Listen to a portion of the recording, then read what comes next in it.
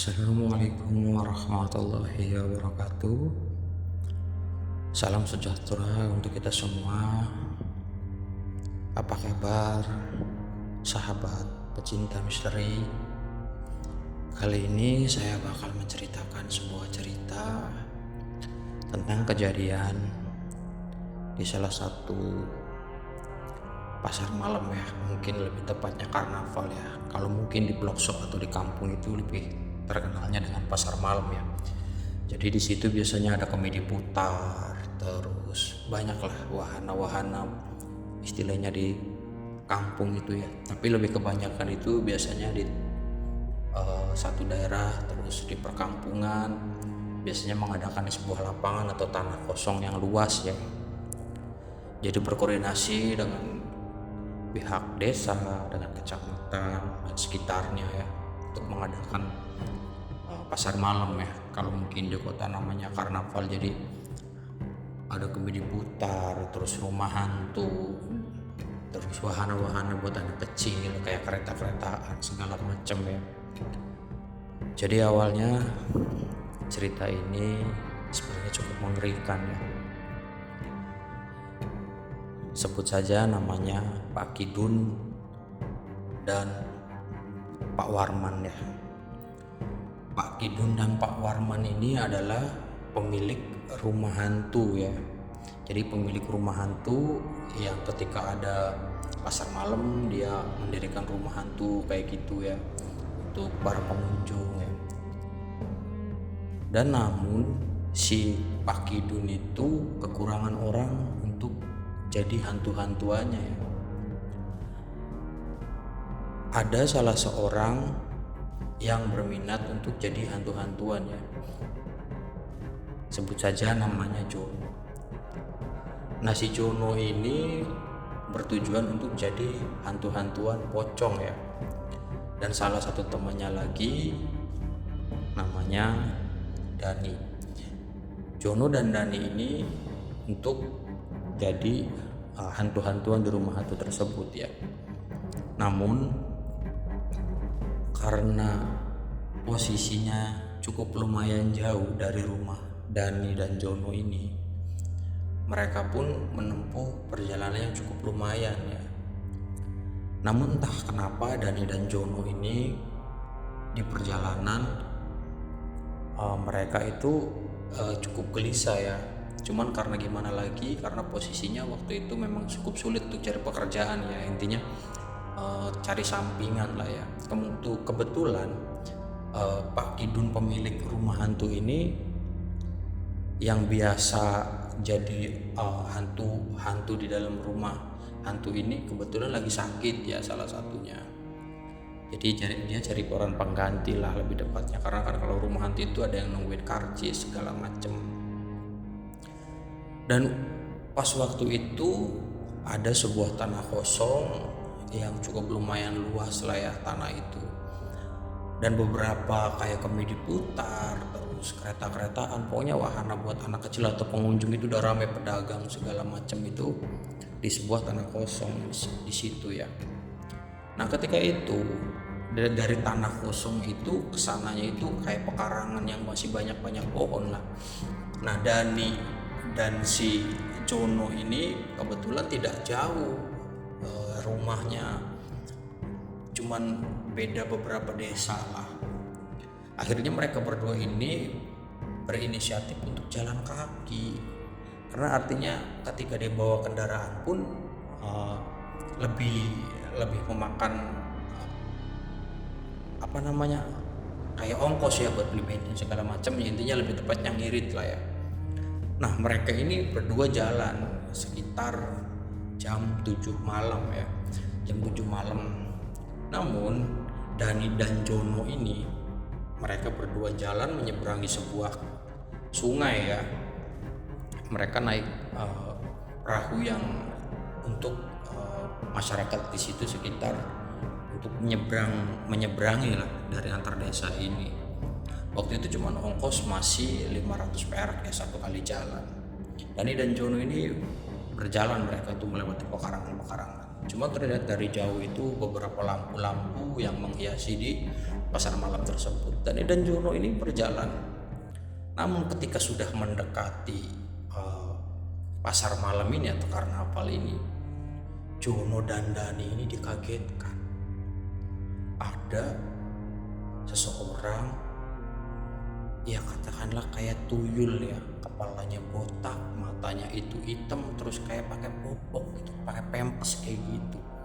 Cuman posisinya dia itu lagi duduk. Dani dan Jono ini kaget dong akhirnya. Cuman mereka karena berdua jadi berinisiatif, ayolah kita datangin aja, kita deketin aja. Apa ini sebenarnya?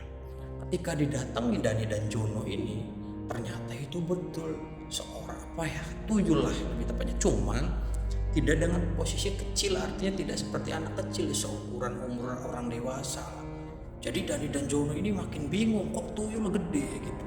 Akhirnya didekati. Ketika didekati, si tuyul tersebut menengok ya, dengan posisi mata yang hitam kayak keluar darah merah di dalam matanya itu ya.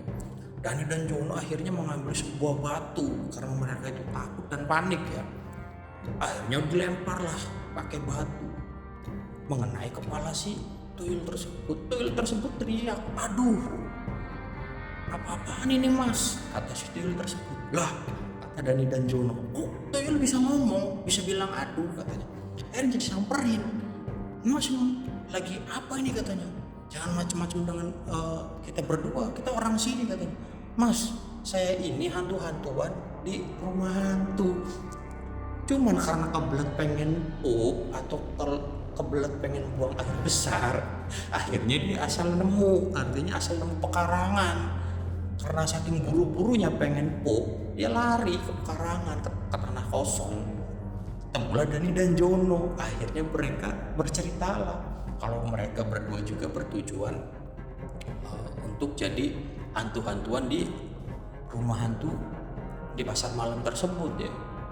Akhirnya mereka ngobrol ketawa, aduh katanya, jalan main lempar aja sama kepala saya benjol, saya pikir itu hantu, kata si Dani. Kata sambut si Jono, iyalah katanya, orang situ posisinya berdandan seperti ini di pekarangan, siapapun orangnya pasti panik lah katanya. Nah, akhirnya mereka berdua ngobrol, kagetlah mereka berdua, lah kok rumah hantunya di pekarangan ini? Tanya si Dani dan Jono. Si hantu-hantuan yang dari rumah hantu ini yang berdandan seperti tuyul ini, emang kenapa mas? Kata Dani dan Jono, nggak apa-apa katanya. Cuman yang jadi lebih menguatkan mistisnya, si Pak Kidun ini dan wakilnya ini, kalau setiap membuka tempat usahanya rumah hantu ini, Pak Kidun ini selalu melakukan ritual. Artinya mungkin ya kalau orang zaman dahulu itu biar laris, biar banyak pendatangnya, biar banyak yang mengunjungi gitu.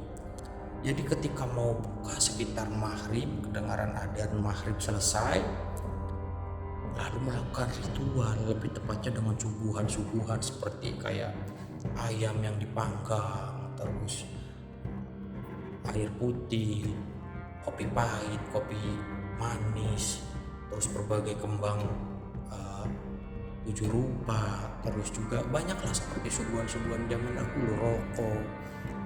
Nah, setiap kali di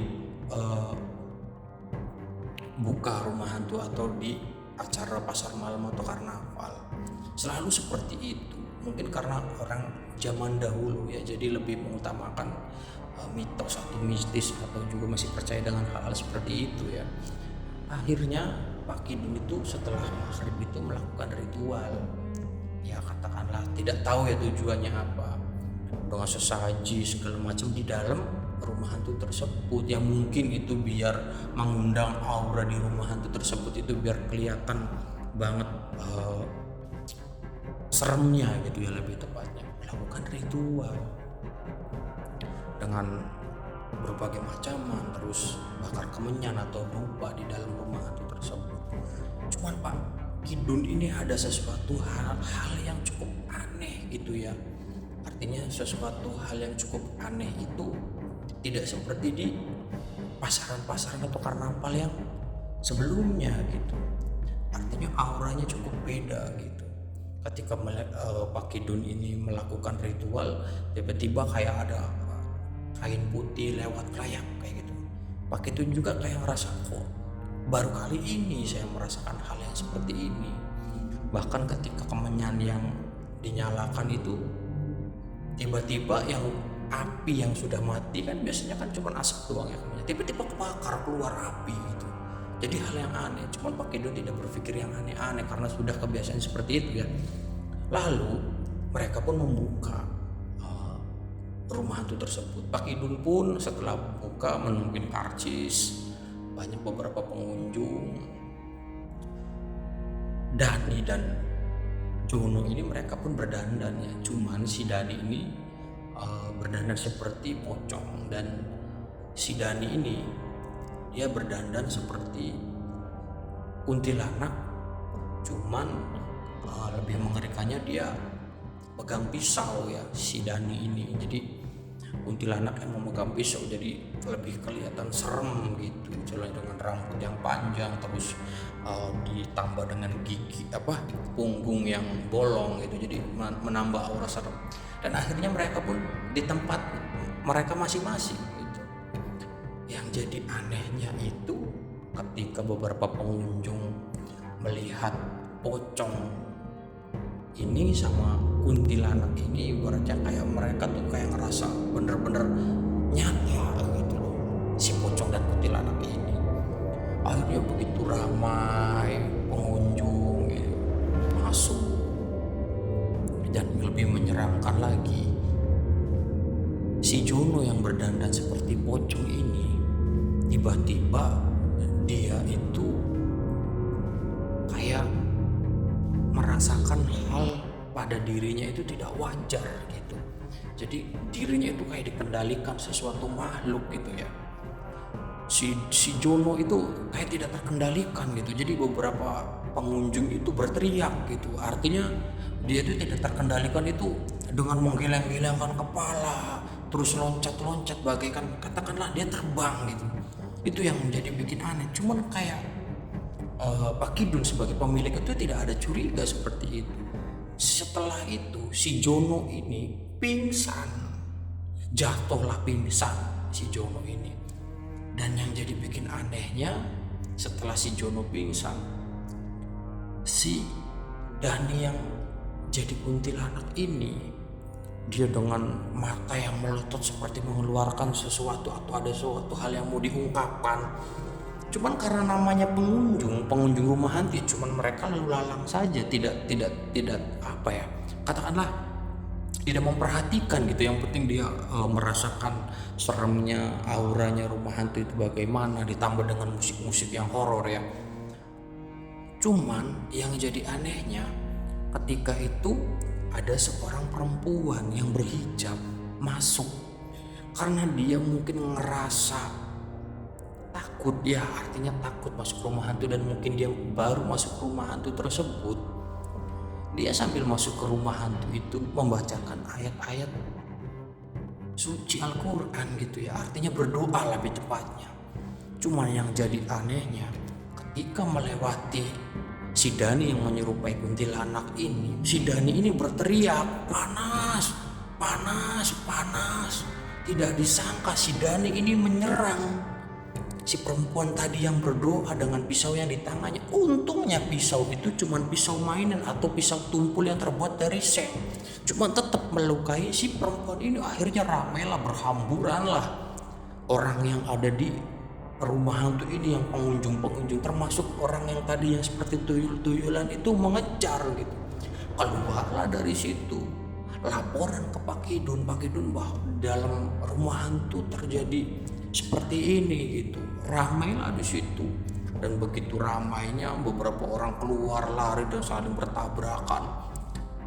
Lalu ada dari pihak kepolisian yang mengamankan si Dani ini ya, dikeluarkan dengan kayak gitu. Tapi dia berteriak teriak cukup kencang sampai katakanlah mulutnya itu sampai lebar banget, istilahnya seperti itu, sampai lebar dengan dandanan yang seram gitu kan. Tiba-tiba dia itu kayak mengeluarkan darah dari hidung dan telinga gitu, terus dia berteriak kencang. Jadi berhamburan lah orang di situ, ditangkaplah si Dani ini. Kenapa katanya, kayak setengah kerasukan lah ya istilahnya. Perempuan tadi yang dilukai sama si Dani yang menyerupai kuntilanak itu, dia terus katakanlah masih terus berdoa dengan bekas sayatan yang tidak terlalu dalam ya, cuman tipis, karena itu pisaunya cuma sekedar pisau mainan yang terbuat dari seng ya, tapi cukup melukai itu istilahnya di bagian lengan kanan, dan bajunya pun sobek ya karena dihujamnya. Untungnya itu tidak ditusukkan, lebih tepatnya seperti itu. Akhirnya si Dani ini berteriak gitu, wah teriaknya cukup kencang ya. Lalu dari kepolisian itu mengamankan dan dibawa keluar. Pak Kidul pun semakin bingung apa yang terjadi, biasanya tidak terjadi seperti hal-hal yang seperti ini gitu loh. Akhirnya si Dani ini yang menyerupai kuntilanak ini berteriak, dan si Jono yang tadinya pingsan dia pun kerasukan, termasuk si Tuyul. Jadi di dalam rumah hantu yang tadi itu keluar itu dalam kondisi kerasukan semua ya. Dia ramai lah, berhamburan orang itu di situ. Bahkan beberapa pengamannya seperti Hansip dan kepolisian itu cukup bingung ya, karena dalam kondisi yang ramai orang berhamburan lari gitu kan. Dipanggillah salah satu orang yang cukup ngerti dengan hal ini ya, namanya Kiai Ahmad. Kiai Ahmad itu dipanggil. Akhirnya ditanyakan sama Kiai Ahmad, apa penyebabnya bisa seperti ini, ditanyakan kamu siapa. Akhirnya si makhluk yang masuk ke dalam tubuhnya si Jono ini yang bercerita kalau tanah kosong ini dulunya itu bekas pembantaian waktu zaman Jepang. Jadi beberapa orang itu dibantai di situ, dimakamkan di situ. Artinya tidak tahu kalau masyarakat di situ itu ternyata di situ itu bekas pembantaian dulu zaman Jepang. Jadi beberapa orang yang di situ dikuburkan bercerita lah, menunjukkan. Akhirnya keesokan harinya, pagi harinya, datanglah dari kepolisian membongkar apa yang diceritakan semalam. Ditutuplah pasar malam ini atau karnaval ini, digeser semuanya, ditutup. Akhirnya dibongkar rumah hantu milik Pak Kidul itu, digali, dan betul saja di situ banyak katakanlah tengkorak ya, artinya bekas pembantaian dahulu gitu dibongkar. Dan yang jadi anehnya, ada salah satu mayat yang sampai saat itu masih utuh jasadnya dengan bekas sayatan di leher, dan mayat itu perempuan yang memakai hijab. Itulah sedikit cerita tentang cerita misteri ya, lebih tepatnya hanya bercerita. Jadi kita sebagai manusia itu karena hidup berdampingan ya, jadi cukuplah kurang-kurangi dengan hal-hal mistis seperti sesajen atau mengundang hal-hal yang tidak kelihatan, istilahnya lebih tepatnya mengundang jin ya. Mending istilahnya kalau jinnya jin yang baik, kalau jin-jin yang seperti itu kan kurang baik, buat kita juga efeknya kurang baik. Lebih tepatnya seperti itulah. Banyak-banyak berdoa, semoga sehat selalu. Jangan lupa like, komen, subscribe. Assalamualaikum warahmatullahi